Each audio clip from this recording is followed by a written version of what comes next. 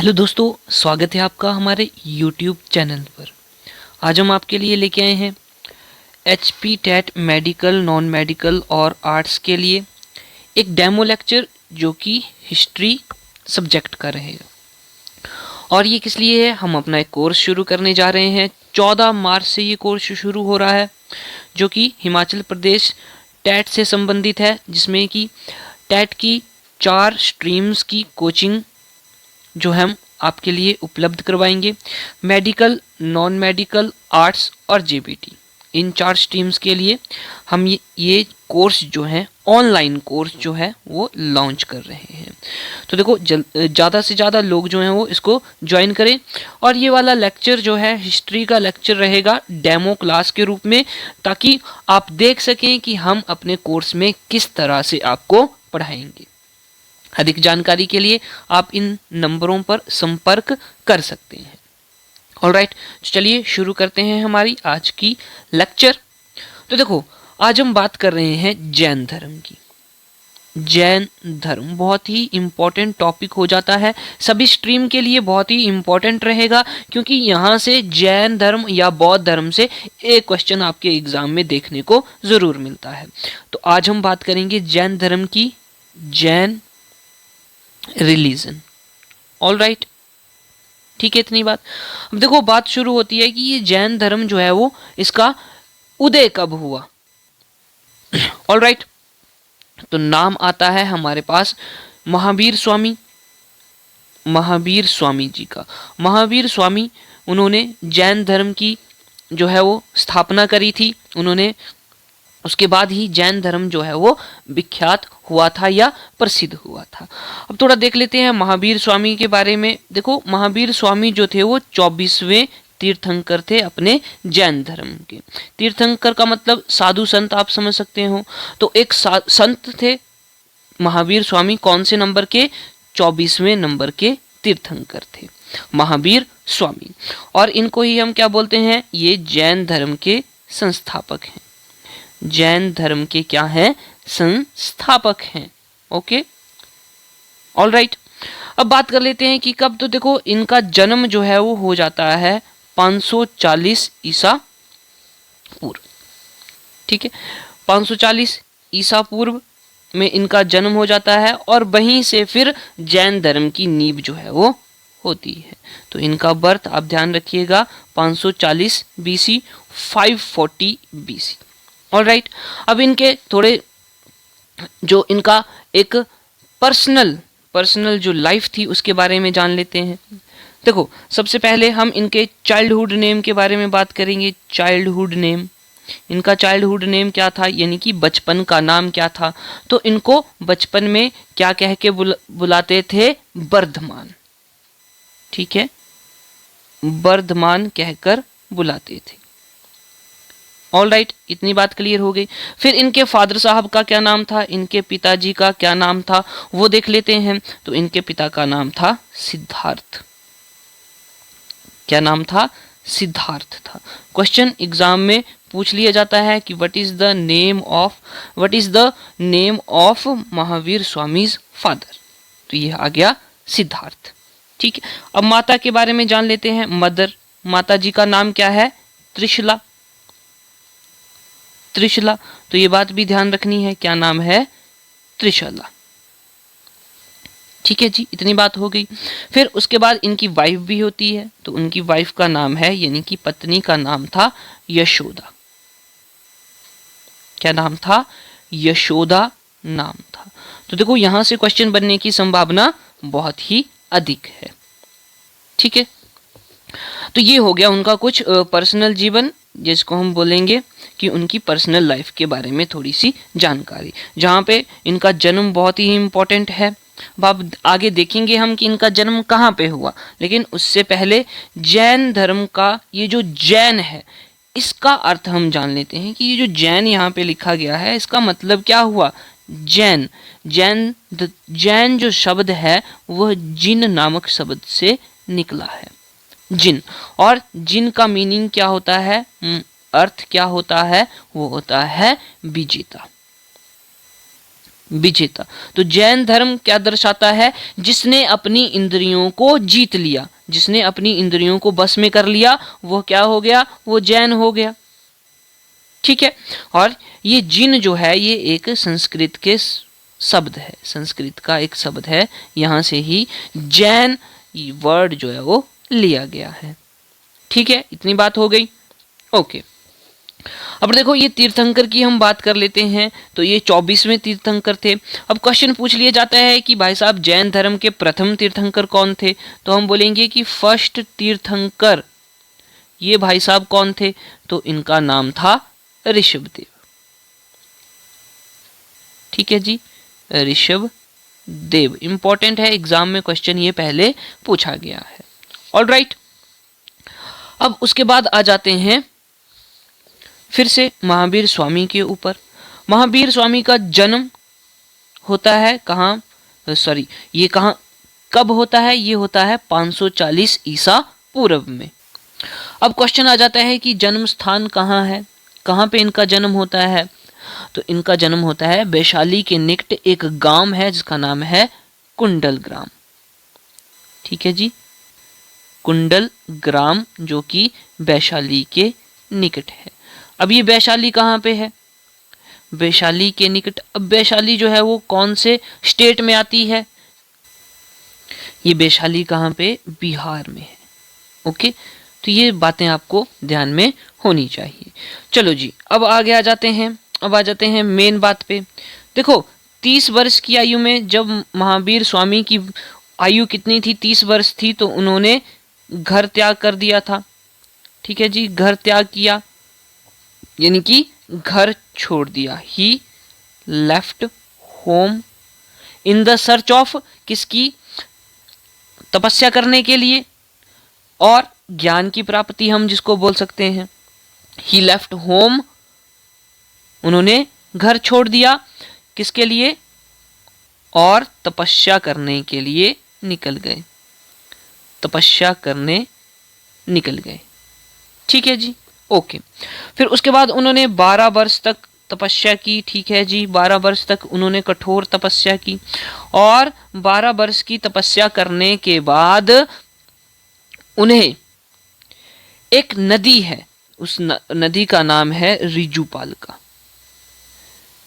रिजुपालिका नदी के किनारे, रिजुपालिका नदी के किनारे, ध्यान से देखिएगा, किनारे साल के वृक्ष के नीचे, साल का वृक्ष, साल के वृक्ष के नीचे ज्ञान प्राप्ति हुई, ज्ञान प्राप्ति हुई।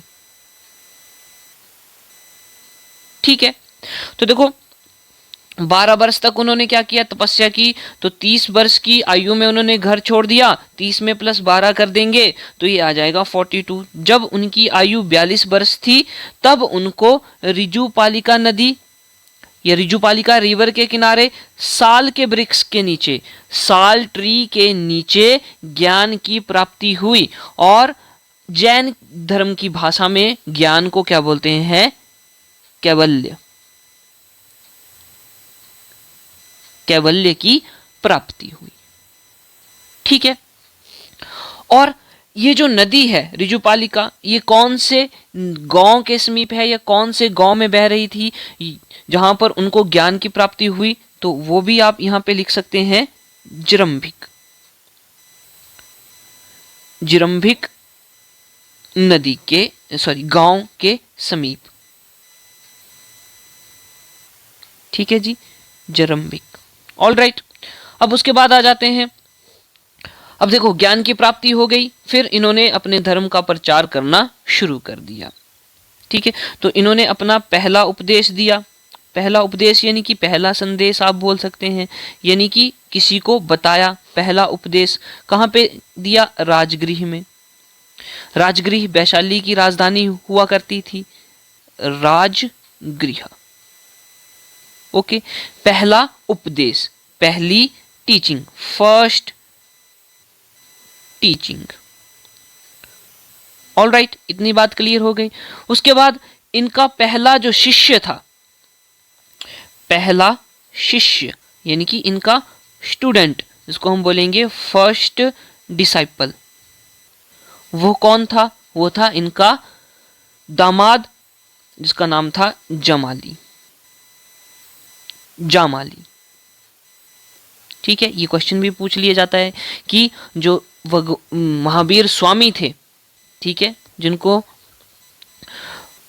जैन धर्म का संस्थापक बोला जाता है, उनका पहला शिष्य कौन था? ठीक है जी, इतनी बात क्लियर हो गई।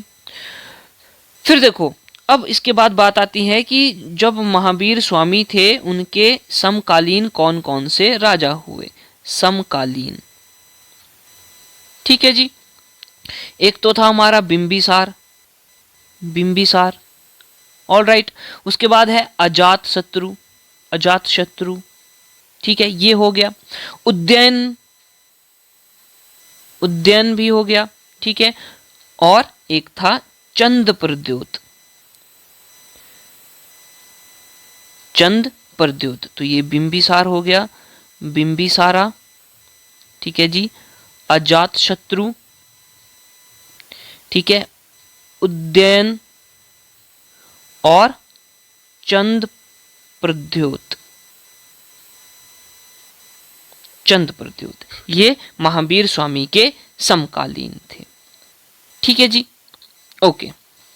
उसके बाद इंपॉर्टेंट बात आ जाती है कि ये जो जैन धर्म है, इनके 3 रत्न थे। त्रिरत्न बहुत ही इंपॉर्टेंट है, यहां से क्वेश्चन बनता है। त्रिरत्न क्या क्या थे? त्रिरत्न इनके, एक तो हो गया सम्यक दर्शन, ठीक है जी, पूरे दर्शन करने हैं। सम्यक का मतलब होता है पूरा, सम्यक ज्ञान, पूरे ज्ञान की प्राप्ति होनी चाहिए, सम्यक ज्ञान हो गया। और सम्यक आचरण, यानी कि सही आचरण होना चाहिए। तो ये 3 रत्न है, यहां से क्वेश्चन पूछा जाता है। All right.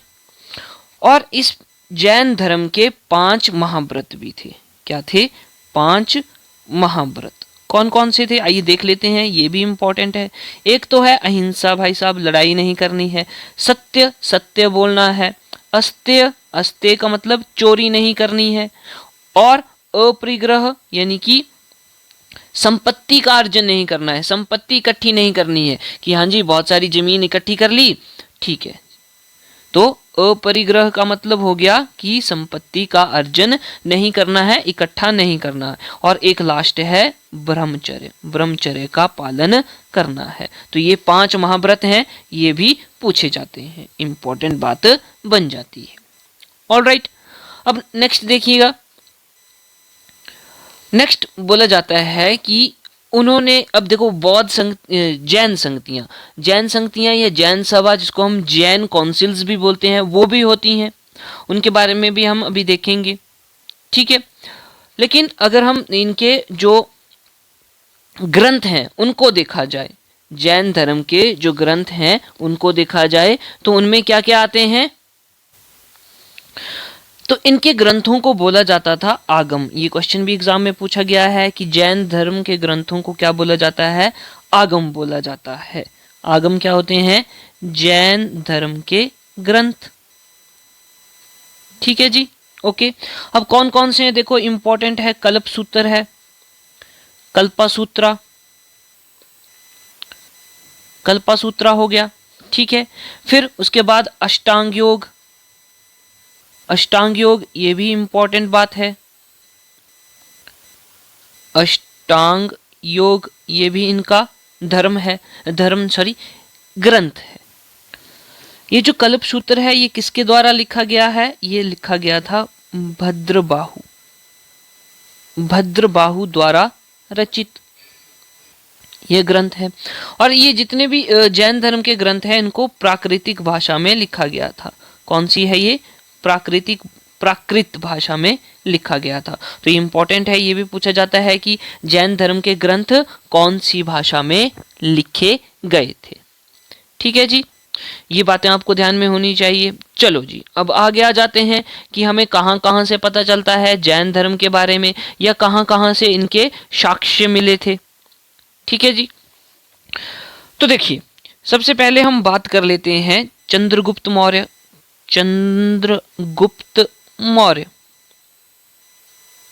ठीक है, चंद्रगुप्त मौर्य भाई साहब हैं ये। इनके समय में प्रथम बौद्ध संगति हुई थी, प्रथम जैन संगति, जैन संगति की बात कर रहे हैं, प्रथम जैन संगति यानी कि फर्स्ट जैन काउंसिल। और ये कहां पे हुई थी, ये इंपॉर्टेंट बात है, तो ये हुई थी पाटलिपुत्र में। पूछा जाता है, ये प्रश्न भी पूछा जाता है, पाटलिपुत्र में यह हुई थी प्रथम जैन संगति। ठीक है, तो यहां से भी पता चलता है, क्योंकि चंद्रगुप्त मौर्य के जो अभिलेख हैं वहां से। फिर उसके बाद आ जाते हैं, एक कलिंग का राजा हुआ करता था, कलिंग राजा जिसका नाम था खारबेल। ठीक है, उसका एक अभिलेख है जिसको हम बोलते हैं हाथी गुम्फा अभिलेख, हाथी गुम्फा अभिलेख। वहां से हमें पता चलता है कि जैन धर्म उस समय था। हाथी गुम्फा अभिलेख में बताया गया है, लिखा गया है कि जैन धर्म उस समय था, जैन धर्म के बारे में, जैन धर्म के बारे में। ठीक है, उसके बाद और हम देख लेते हैं आगे और क्या क्या है हमारे पास। चंदेल वंश के शासक हुए, चंदेल शासक।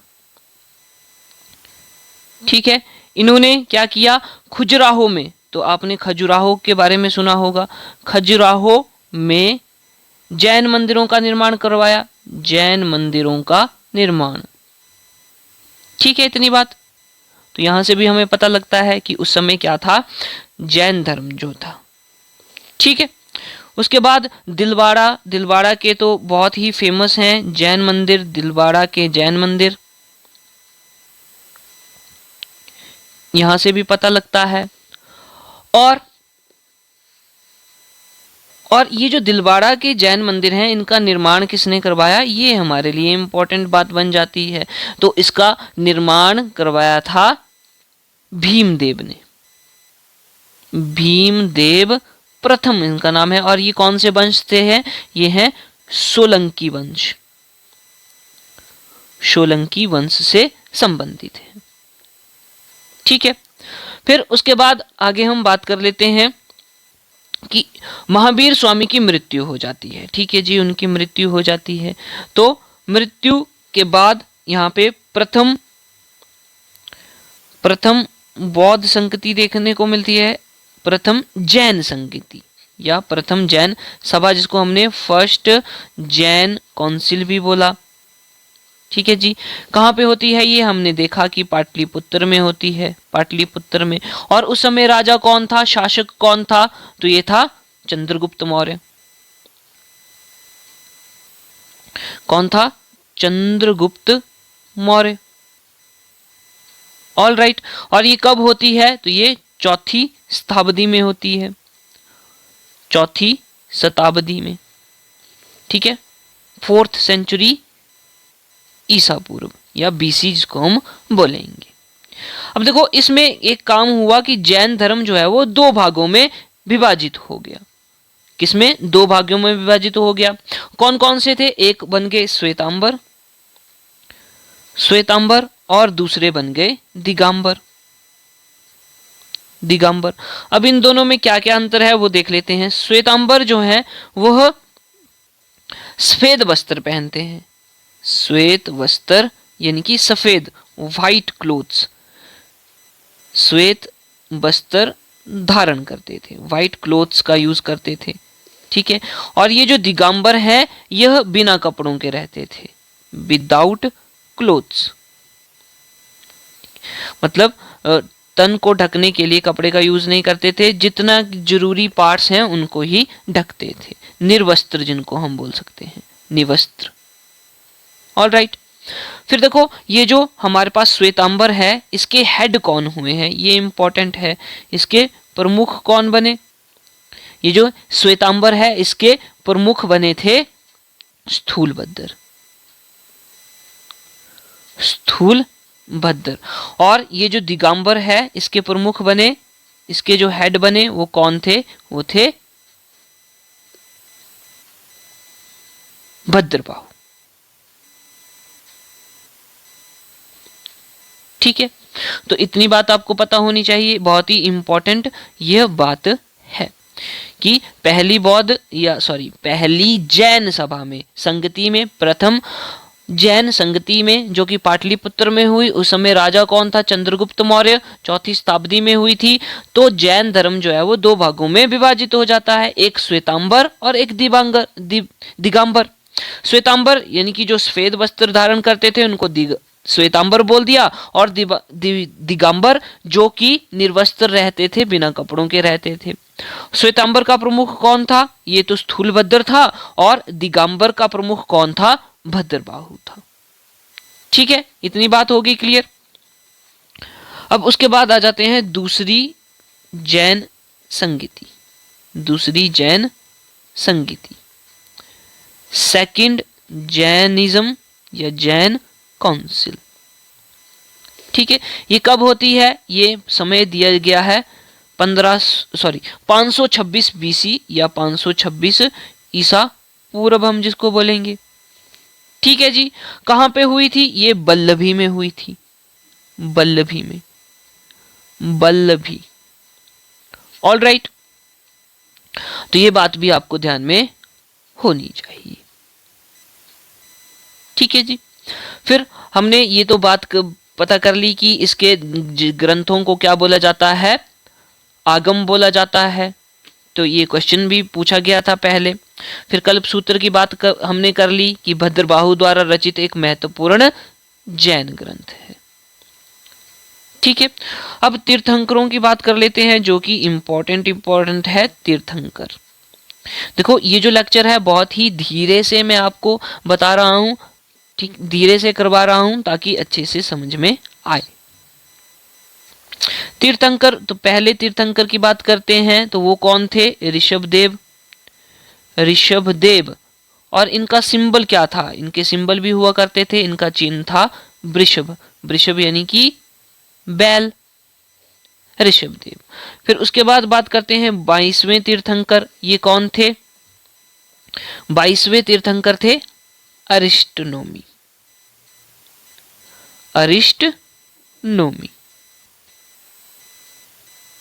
ठीक है, और इनका सिंबल क्या था? इनका सिंबल था शंख। उसके बाद है 23वें तीर्थंकर, जिनका नाम था पार्श्वनाथ। ठीक है, पार्श्वनाथ, और इनका सिंबल क्या था?